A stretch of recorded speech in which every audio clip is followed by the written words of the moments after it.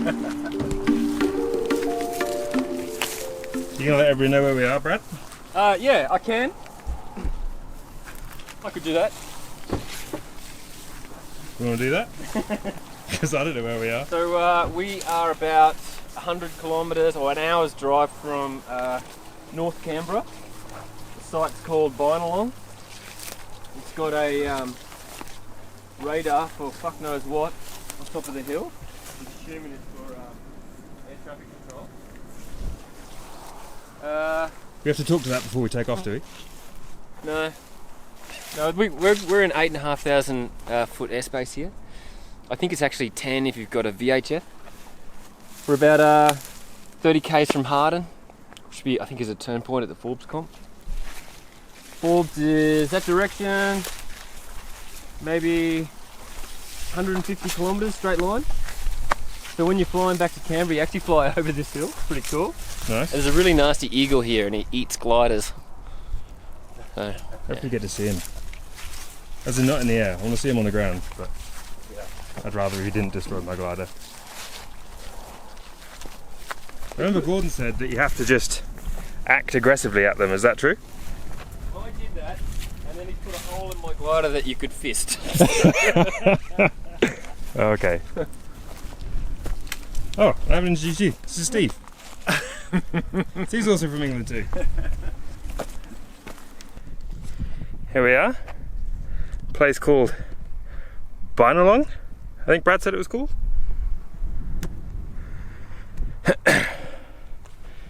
Looks pretty nice.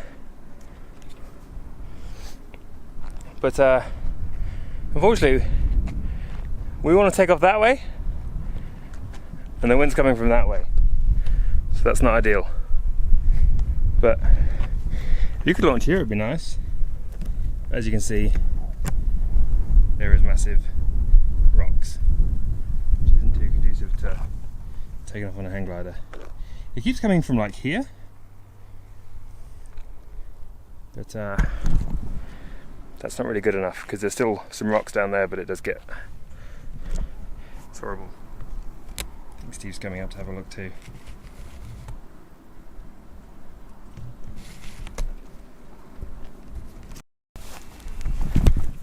So what we're struggling with at the moment is it's completely cross, come from that way, but the sun is heating that side up first. So hopefully when the sun comes a bit more overhead, it comes a bit more anabatic from this face and we can get off. But we do need a bit of facing wind to take off. Yeah, this is the spot, isn't it? This is great spot. Can we fill it? Can we fill it in a little bit? Put some earth in here. I feel like we could play hopscotch. Yeah, it's almost like lots of little cliff launches. Exactly, yeah. It's about 8.5, something like that. The closer you get to Canberra, Sydney, the lower. Yeah, we'll make the calls on the radio. You've got your headset too, mate. And a radio?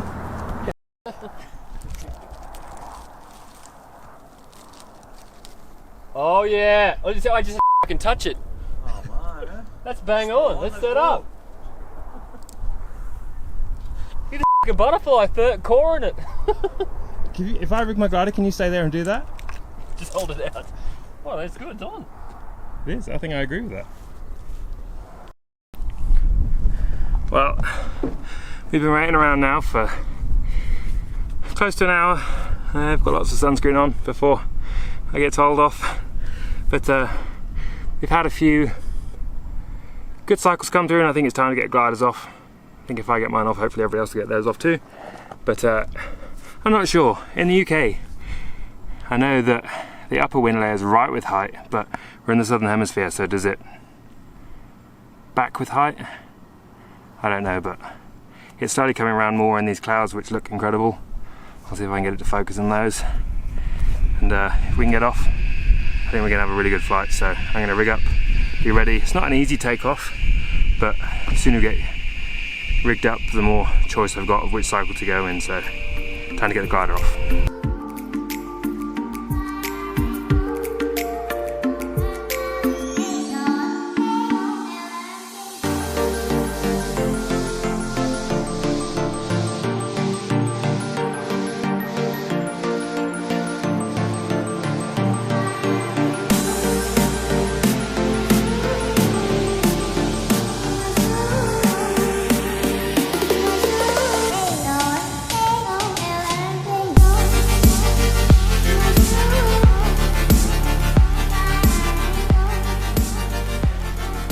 getting pretty hot on takeoff now, but the wind came real good while we were rigging, and now not so good. But I think it will come back on again. Not sure if you can see, but it is pretty damn hot. I am sweating profusely. Reapplied sunscreen like 2 or 3 times, hoping I don't get burnt this time. Brady, you ready? I'm ready, man. Let's do it. Let's do it. Is your car open? Yeah. So, whew, back of the car. It's a pretty brutal rigging spot. I am bleeding all over. Bugs everywhere, things in your shoes. It's looking pretty good. This is what's coming from us, so it's a bit of overdevelopment. Now, wind's coming on again, so I think we just got to rig, get ready and go in the only cycle. It's about 700 foot to the bottom, I think maybe 600. Brad seemed to think 300, but I think it's a bit higher than that. Some good brown fields out here, trees out here, and we're going to be landing in these fields out over here. But I'm going to put my camera away now, and I guess next you'll see the GoPro footage. So, see you then. It feels right. Yeah. Well, I think I'm overthinking this. Yeah, I'd agree. Just smooth and powerful.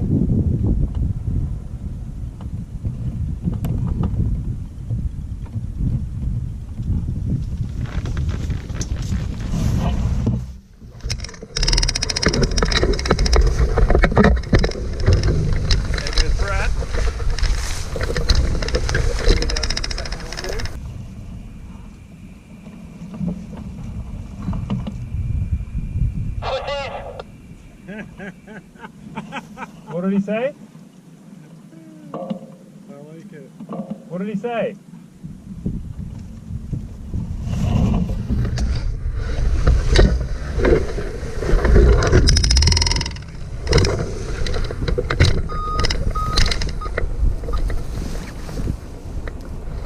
Help here, boys.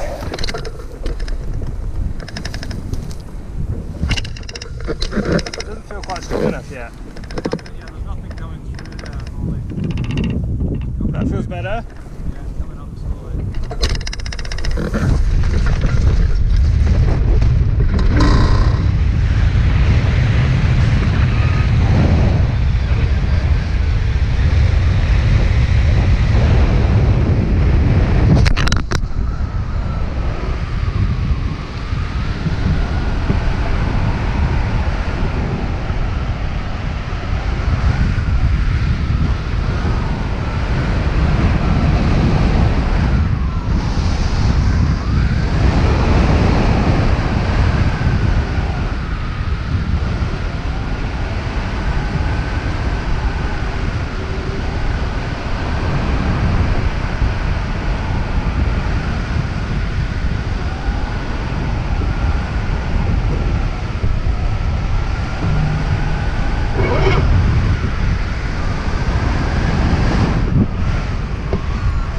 Mugged by an eagle.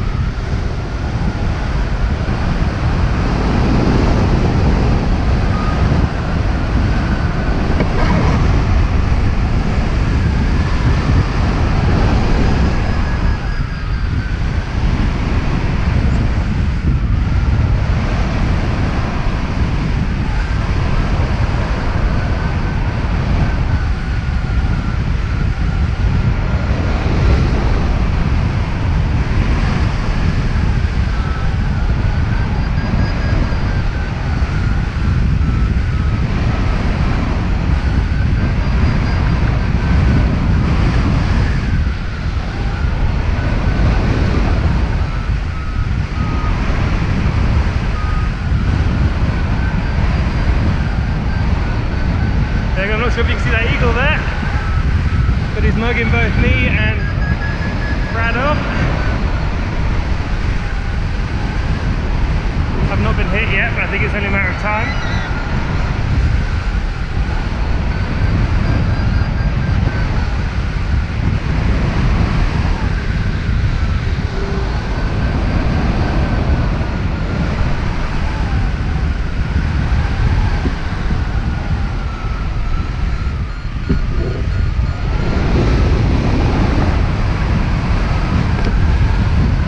My first eagle hit.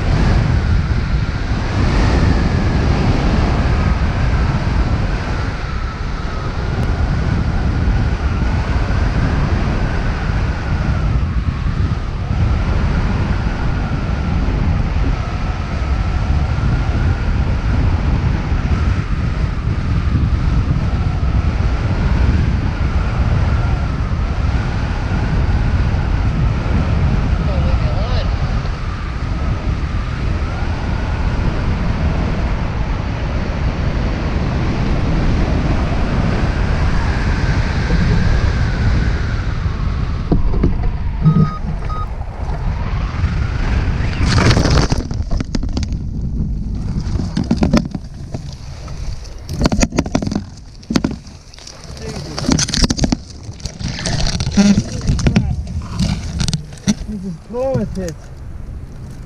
Jesus.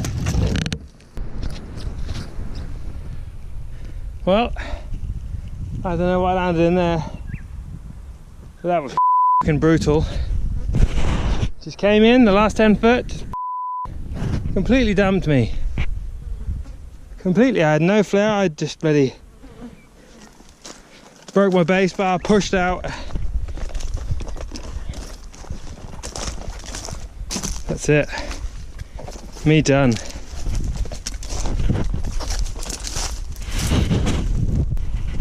Where have we got?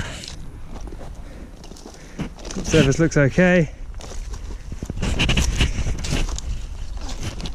Maybe I didn't quite pull on a speed, I'm not sure. I got one wingtip bite here. Boom.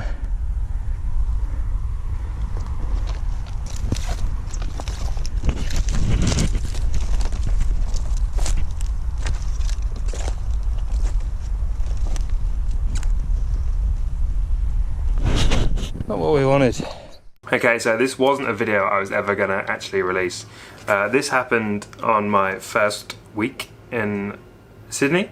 I'd been in Australia for a month or so, and I went for a flight with Steve Doherty, who's the Scottish sounding guy, and Brad Porter. It all just really went downhill pretty quickly, to be honest. Took off at a really bad time. You can see in the video we take off into the shade, which is possibly the worst possible time to take off. The day had probably got on a bit too long. We'd missed the good cycles of the day, and then really the eagles started hitting us. We were trying to climb up in that small climb. It went over the back, it turned to nothing, and I flew off low over the trees, which I'm pretty sure must have been where the eagle's nest was, because it got me pretty good. The video doesn't depict kind of how it felt at the time. Very the second time that it hit you and you can hear it, I was getting a lot of pitch pressure and then no pitch pressure, and you see I pulled VG on because I felt like I was getting too much pitch pressure, and then all the way to the landing field it was kind of felt myself rocking myself backwards and forwards, and I didn't really know what was up, but it wasn't until I landed, or as you've just seen, arrived, that the nose cone was completely ripped off. There's a hole in the nose cone from the talon of the eagle, and there's a hole in the glider as well, so it's picked and ripped it all the way off. And I think probably what's happened is that the upper and lower surface billows, and it can change pitch pressures and stuff, and speculating. But and ultimately kind of the crash was my fault really. I slowed up.